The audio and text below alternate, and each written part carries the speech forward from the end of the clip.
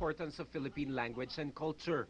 Ang gusto dito, maging involved talaga yung mga students sa pagdanas ng culture, ng Philippine literature, and for it matters to celebrate yung Philippine pop culture.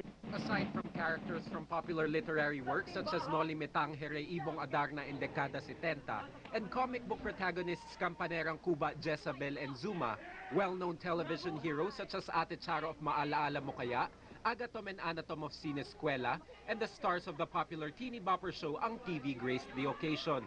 Members of the Bagets and the Eraserheads, youth icons of their respective generations, also joined in the festivities. Nagtatawan yung mga bata, pero kahit na simple, parang hindi mo makikita na may masamang values na naka-imbibe doon. Laki ang kaugnayan ng pagdiriwang ng wika sa pagdiriwang ng mismong kultura. Buwan ng Wika is celebrated only once a year.